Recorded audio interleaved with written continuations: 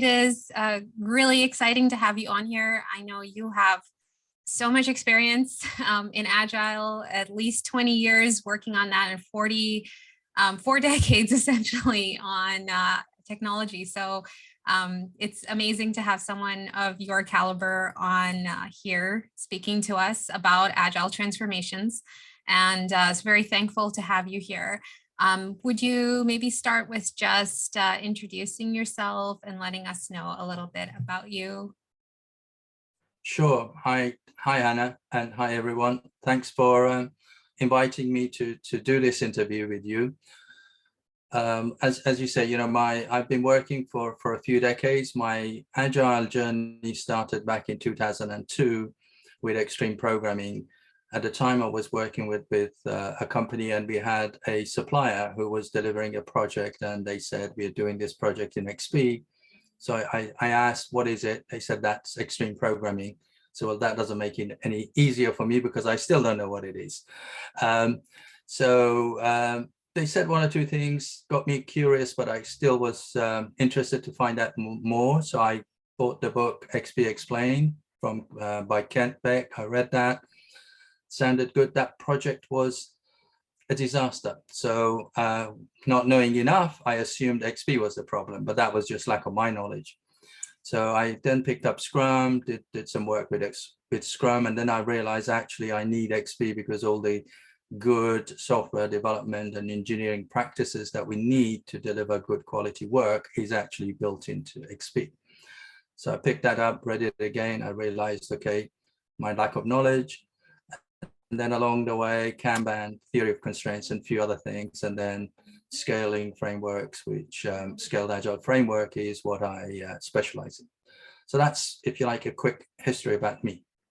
Sure, thanks. No, that sounds really good. I'm sure there's so much more, but that's a good brief history. So how did you get started in the Scaled Agile framework specifically, since that's your specialty? Yeah, my introduction to Scaled Agile framework, I was aware of Scaled Agile framework for a long time, and I am one of those skeptics for Scaled Agile framework. So I kept putting it off, and I thought, well, this is not really Agile, so I put it off. And then there was a colleague that I was working with, and he said, look, hey, I'm going to this implementing safe class. Are you interested in attending it? And I said, well, yes, let's go and find out more. So I attended that class. At the time it was CA, now they've changed the name, but anyway, so we went, attended that class with my colleague, and that was interesting. Still, it wasn't a transformation and say, yes, this is the thing that I need, but it was good. That was the beginning of my learning journey. So I started to learn more about the framework, understand some of the challenges that it was addressing for organizations. I was aware of the challenges that the organizations have. Pretty much, all big organizations have got a scaling problem. Now, of course, I know the first rule of scaling is don't descale, don't scale, don't scale. But that's okay if you're a smallish company. If you're a big established organization, it's hard for you to do what you need to do with one team or a couple of teams. So you need to have a framework to align those teams and work in most effective way. So as I learned more, I became more familiar, I guess, with the framework. I also, the thing about Scaled Agile framework is that it embodies a lot of bodies of knowledge. So if you're familiar with some of them, most of them I was familiar before my journey with Scaled Agile framework, but that sort of gives you another perspective and forces you to think about it and rethink it. My biggest learning actually came through a training course that I ran. And I got really bad reviews by one individual, A in the class, and, he was disrupting the class, and so that forced me to say, well, hang on a minute, obviously there are gaps in my knowledge. So I had to go back and learn even more. And then that one of the tools that helped me in that learning journey is Safe Distilled, which is a pretty good book, and I recommend it. So I did that Safe Distilled version 4, and now obviously version 5 as well. So that was a big help in my learning journey and practice, and reaching out to the community and talking to people who've done it before, pairing with them. both in transformations and in training classes. So learning more by doing and reaching out to people who know more. That's amazing. I'm really admiring the fact that, you went the opposite way of a lot of other people who might get bad feedback from one person and think, oh, it's an anomaly. But you went there and you said, well, there's obviously something I could improve. So, I really admire that about you. And it also kind of fits in with the other stuff that I've discovered when I've talked to you is that you're really focused on the customer. And I think that's what kind of makes Value Glide so unique and your work so unique is that you're really focused on what the customer needs, and which is really very true to the methodology of Agile and the spirit of Agile, as well as this the scaled Agile framework, right? Yep. Yeah, sounds good. So I know we're kind of skipping around a little bit, but I'd love to kind of just get a little bit more information from you to explain to the audience about what an agile transformation is, just because that might be something that people are not fully familiar with, the people that are listening right now. So could you give us just a brief overview of what that might be? Sure. I mean, an agile transformation fundamentally is a behavior change because it's about people working differently. If you like, is the old adage that if we carry on doing what we've done before and expect different results, well, that's not going to happen, is it? So we need a different ways of working, thinking, and behaving. And that behavior change is hard. It takes a lot of time, a lot of practice, guided by a coach. And this is one of the things that sometimes organizations underestimate, how much time, effort, energy needs to go in for this to happen. The other side of behavior change is that it's individual needs to want to change. Imposing change on individuals or organizations is less likely to lead to success. So part of the reasons that people need to change needs to be very, very clear. So there's got to be a good enough reason for us to want to change, both as individuals and organizations. So if you like, that inertia should be more than the resistance, the pain that we got to go. All change, every change is painful. There's no easy change. So when it comes to it, we got to have a strong enough reason that resonates with individuals and then allows people to change. And it resonating with individuals is quite important because the change may resonate with the CEO of the organization. They may understand why we need to change because we're losing market share, or potentially our competition or new entrants are taking business away. But we also need to translate that. If I'm a developer working and I've got very niche skills or highly in demand skills, that may not necessarily translate to me, because if this company goes under, I've got options elsewhere. So we need to translate that to the individual as well, so that people can see why the change is required, what sort of benefits will bring to them, and then help them join in, as opposed to change being imposed on them. Very interesting. Thank you for sharing that. So what do you think are some methodologies and techniques you've used to attempt to convince the individuals of this change that is needed? So it's less about convincing, it's more about having a very strong reason for change. And one of the success patterns that I've seen is that when the reason for change is strong and is aligned to business results. So if you say we want to do an agile transformation for the sake of having agile, it doesn't matter what method or framework you're using, that is really not good enough reason for change. So the reason for change should be, we need to move this business result. Something needs to move. Our time to market needs to get shortened. Our customer satisfaction needs to go up. Quality needs to go up. It's got to be a real business reason with pound sign or dollar signs attached to it. Why? Because, as I said earlier, change is difficult. If there isn't enough of a business imperative for this change will go down in priority in this, if you like, in the leadership and therefore will not get the attention that it requires, and it becomes a little, something that we'll do when we haven't got anything more important to do. And that's one of the key reasons for change to, if you like, not to succeed. So that's one of the reasons that we need to set. So we need to have clarity on purpose, if you like, and the goal of the change. Okay. Then we need to know what needs changing. What is it we want to change? And then we need to know how to go about that change. So these three components are quite important. And when we're missing one of those, that's when the change is less likely to succeed. So a lot of times we know why we need to change and what needs changing, but we don't know how. The how is also very, very important. And the frameworks, the methods provide us with the how to go about the change. And then, of course, the how is not about a cookie cutter. It's not about copy and paste. It's about understanding your context and applying what's relevant to you, aligned with the principles and the values. So that's what it is. And again, the other thing that we would like to add is when we say we want to change, okay, we say, okay, that's the reason for the change. So that's what the dial you want to move, if you like. And then we come up with the success measures. What are the success measures? What will tell us that we have achieved the goal? And that usually is a lagging measure. Then we have to sort of say, what are the lead measures? What are the things that will tell us that it's likely that we will achieve those change? The lead measures are typically changes in behavior. So for example, if we wanted to reduce the time to market, one of the lead measures would be the amount of work in progress. So we can say, if we reduce the number of work in progress, we have more likelihood of reducing the time to market.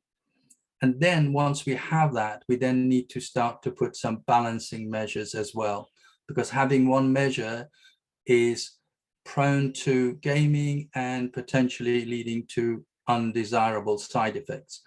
So if that's what we want to get to, reduce the time to market, what are the balancing measures that could help? Quality could be, if the quality is suffering, so are we cutting corners? Is the tech debt, are we addressing tech debt? Is it growing? Is it shrinking? Code quality, is it improving?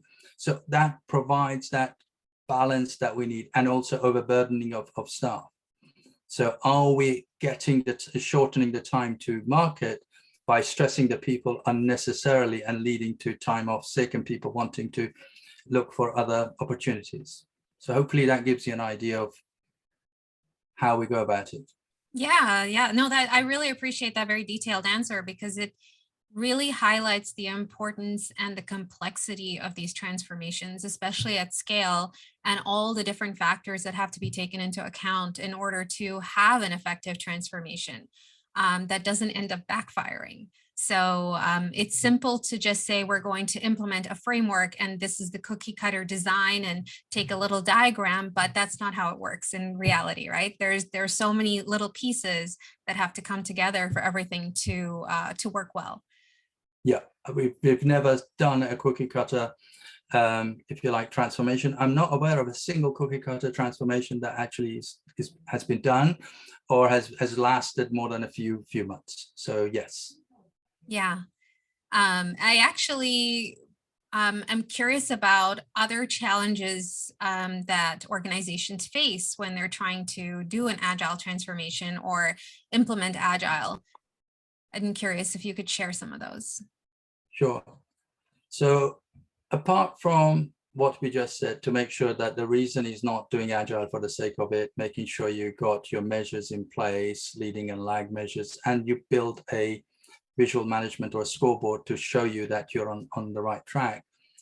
The other things that people usually underestimate the time, the length of time it takes to go through that change. And then the other thing is, yes, you want to think big. So I want to reduce time to market for the whole organization. But if your organization is big, then you need to sort of say, okay, yes, we're going to think big, but we need to act small. So you've got to find an area to do this change in.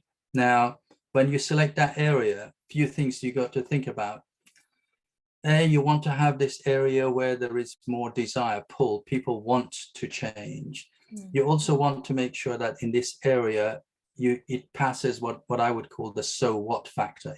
In other words, if you had this area and you transformed and you were delivering, shorten the time to market, would it pass the so what? In other words, would your colleagues say, well, actually, that bit doesn't really matter. It wasn't that important. It doesn't bring any value.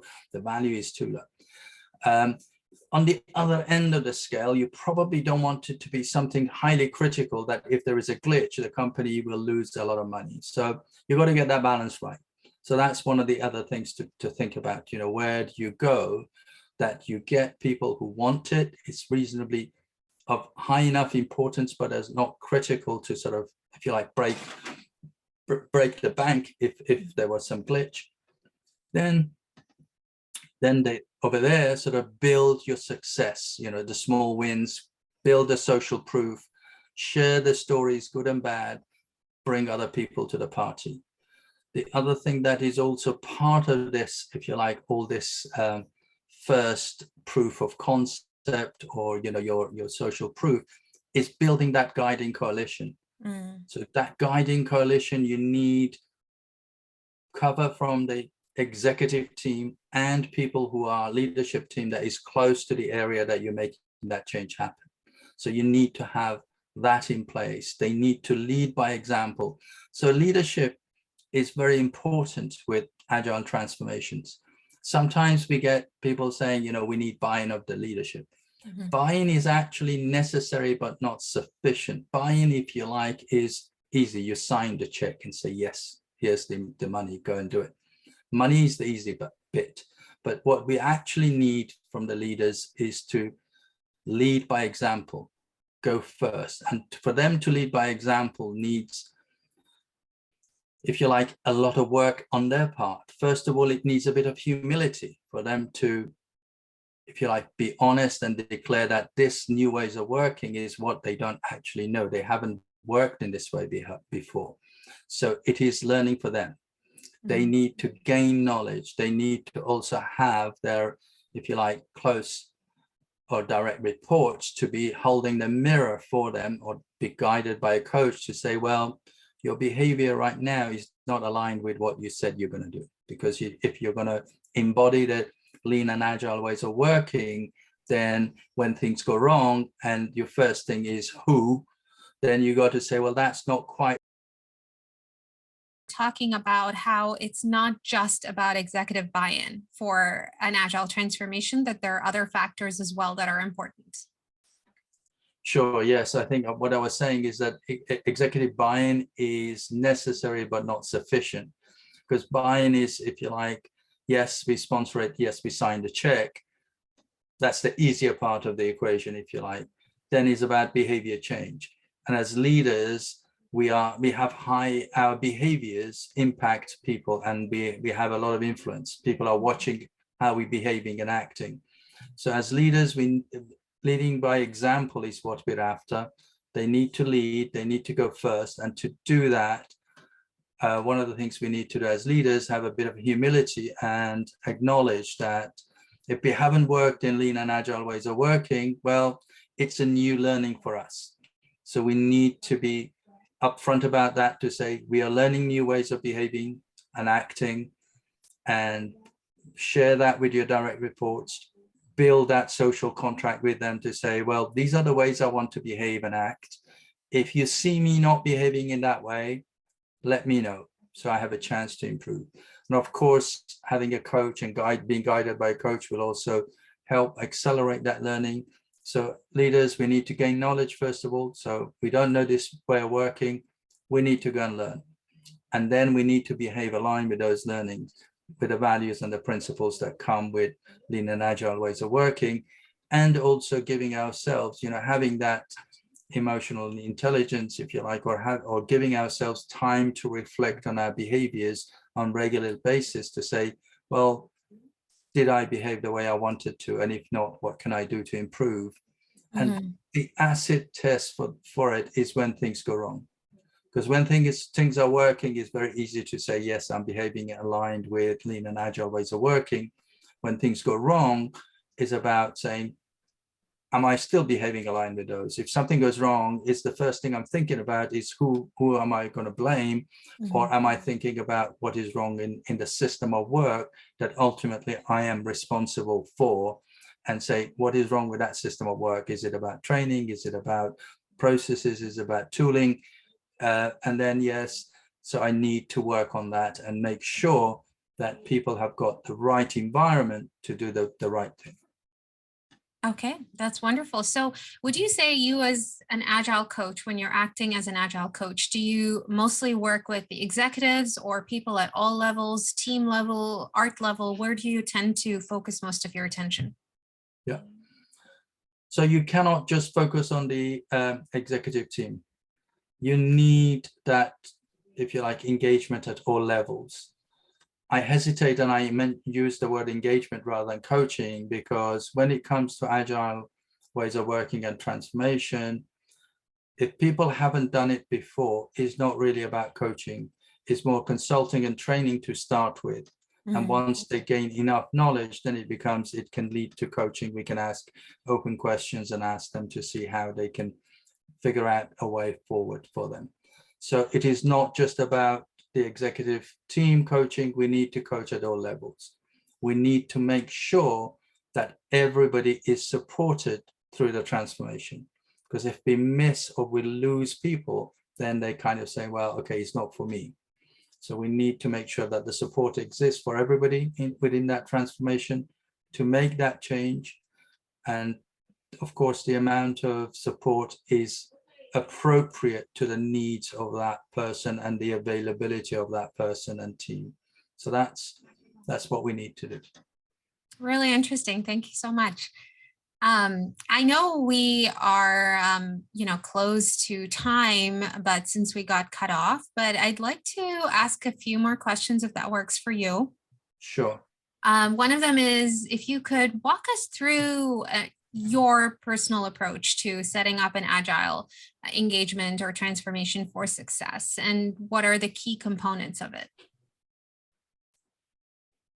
So yeah, so the way or that we or me personally also, and also Value Glide approaches engagements is, as we started, or as we said at the beginning, define the reason for change in business terms, not I want agile teams, but what is the business result that you're after? Define the lead and lag success measures. So what will tell us that we are on the right path? Then form that benefit hypothesis, if you like. And the benefit hypothesis to say, or what we're shooting for, the goal, it could be as specific as, it could be something like, we believe that if we change, if we work in this way, these good things will happen. And we know we are on the right track when the leading and lagging indicators that we put in place. Then it's about thinking about, so we're thinking big, if you like. So it could be about transformation of 100,000 people or 60,000 people or whatever. Then it's about, okay, where do we act? So we got to say, okay, start small. So where is the area that we're going to start with? Have we got the leadership of that section, if you like, or that area, directorate, division, whatever the organization, if you like, structure is on board?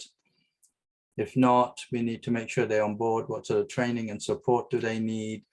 Again, we understand the customer journey, and then we're going to align our teams to be aligned with that customer journey, if you like, organize around value delivery to make sure that we minimize the handoffs and delays in serving the customer. So as now we got teams of agile teams all aligned with the purpose, which is, what dial are we moving for the organization? What do we need to move for the customer? Because they both need to be aligned. If we just hit the organization needs and miss the customer needs, well, that's not sustainable. If we hit the customer needs but the organization needs are not fulfilled, that's not sustainable either. So we need to deliver solutions that meet the customer needs and the organization needs. That's the other bit of it, if you like, having teams of agile teams aligned with the customer need and the customer purpose. And then we need to support these teams in new ways of working to get them to the results that we need. And then it's about sort of having the early wins, celebrating the wins, building that social proof, sharing the success and failure stories so that we all learn from it, building and enforcing that guiding coalition and moving forward. So that's then it's sort of about sort of, okay, extending it more. But if you like, at a high level, that's what we do. This, if you like, this way, this method, this way of approaching change, if you like, is also embodied in the Quick Start Art Launch. That is, if you like, service that we provide and other partners provide as well. So that's, if you like, that's embodied in that way of working. Yeah, so if you could just describe the Quick Start Art Launch and what an art is for our audience as well, just briefly, that would be great. Sure. So an art or an agile release training, safe or scaled agile framework is team of agile teams that are working aligned to serve a customer need. So, and that's what an agile release train is all about. It's building that alignment with a customer purpose and having, so the teams can either use Scrum, Kanban, Scrum and XP or XP, or Scrum and Kanban within SAFe. So that's okay at a team level. So they have their team events, but we also need to provide the structure and the form for the team of agile teams. And that's what the Agile Release Train provides, or Scaled Agile Framework provides. So it's about saying, okay, so we got our teams of agile teams. We have clarity on why we're doing this, the purpose. We've got our measures. We need to say, okay, what training people need when, and make sure that that training is just in time, just enough. Then we want to put that training into practice as soon as possible. So training finishes and we start practicing. So we've got our teams, we are iterating, we're learning, and then we are sort of, if you like, improving by doing regular practice all the time. So that's what the Quick Start Art Launch is about, to say, how do we get teams of agile teams trained the right way, build the features, in other words, understanding the customer needs, doing the necessary research that we need. Continuous exploration is part of SAFe that we do, so every iteration all the time. So building that initial, if you like, backlog or to-do list of these are the unmet or undermet sort of customer needs that we have, and then working on delivering and fulfilling that need. So those are all part of the Quick Start Art Launch. Understanding how do we form a product vision, how do we understand the customer needs, how do we write epics and features in terms as described in SAFe, if you like, and then how do we coach the teams, the Agile Release Train, writing our PI objectives, and delivering against those PI objectives. So if you like, that's a very high level what the Quick Start Art Launch is all about. Sounds good. So would you say that the Quick Start Art Launch is maybe a way for organizations that are interested in this to sort of learn a little bit more and maybe dip their toes into arts and SAFe while they're trying to understand a full-scale agile transformation? So I would say, I mean, one of the things one of the key steps I forgot to mention previously is that one of the key steps in the Quick Start Art Launch is the value stream and Agile Release Train identification workshop. Right. So what does that mean? Think of it as a customer journey. So we need to understand the customer journey, understand what are the systems that are serving, the IT systems that are serving or enabling that customer journey to happen. Then the teams that are supporting that, and then building that virtual team that is cross-functional and has got all the skills that it needs, so we minimize handoffs and delays. So to answer your question, is the Quick Start Art Launch a good way for organizations who are new in SAFe journey to use? Yes, it is. Is it a good service for organizations who have launched Agile Release Trains to also for either relaunching that train or launching new ones? Yes, it is. So unfortunately, I see many organizations who have skipped the value stream and agile release train identification workshop. And what they've done, they've looked at an organization chart like this, and they've turned it around and said, now we have ARCs, we now have agile release trains. And by doing that, what they've done is now they've created a lot of dependencies and slowed themselves down. And this is not what SAFe recommends. This has never been part of SAFe, but that's unfortunately some organizations, they just jump in too quick without actually doing the necessary homework. So yes, the answer to your question is that a quick start art launch is the good way and the right way to start or restart your SAFe journey.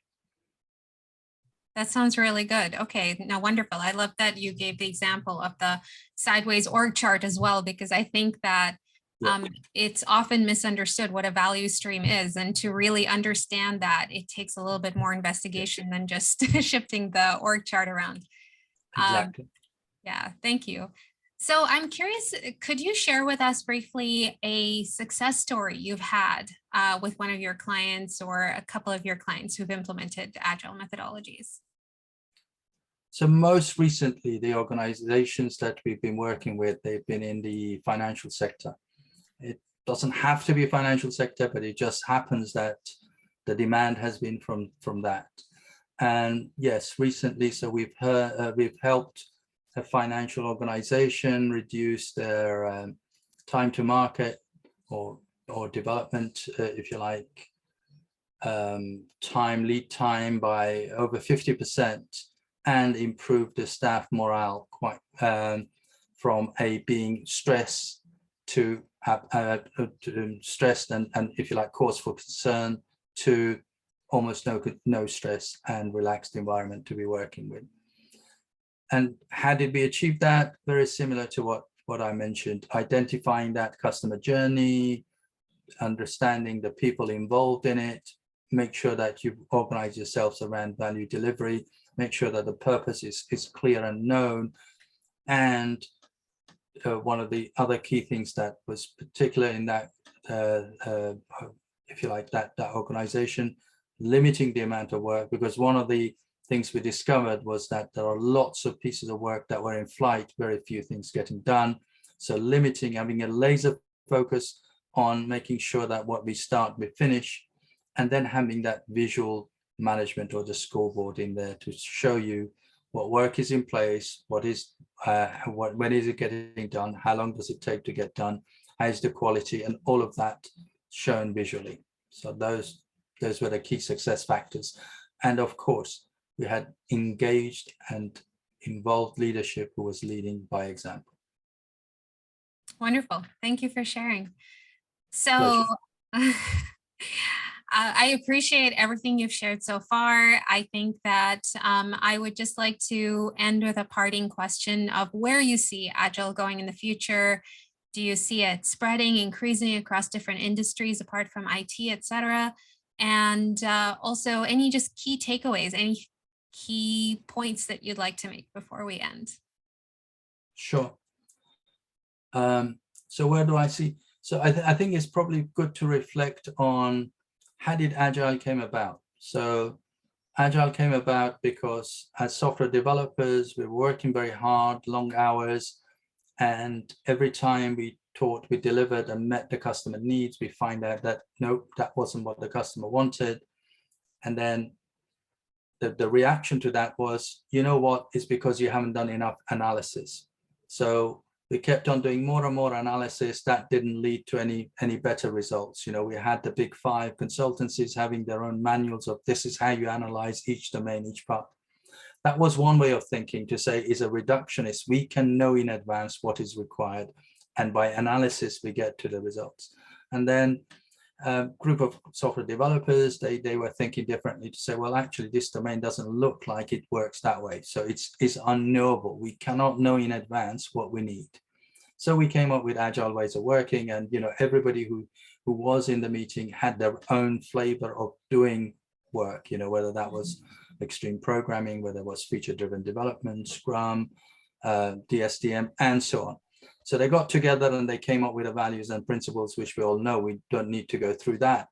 But that was a different shift in thinking to say we need to think about the problem differently.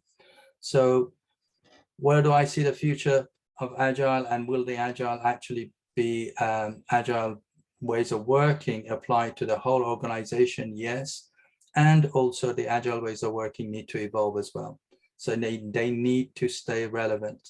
If we are not addressing the needs of the organizations, then there would be another new way of working, whatever that is. So Agile ways of working need to evolve, meet the demands that are needed, and also challenge the thinking to say, does the thinking need to change again? You know, well, we think that we are we always navigating uncertain domain?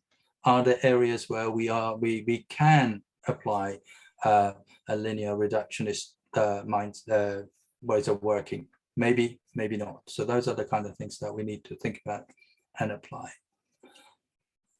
Good to know. Thank you so much.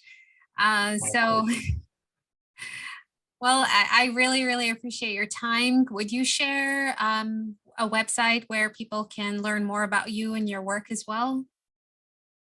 Sure. The best place to look at is www.valueglide.com. So we can find pretty much what we do, the services we offer. It's all in there. Wonderful.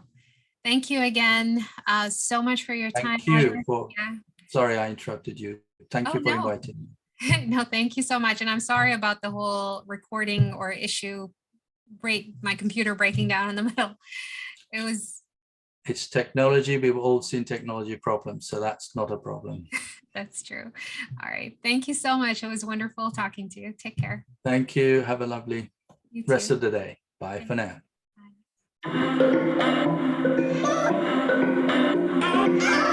Bye.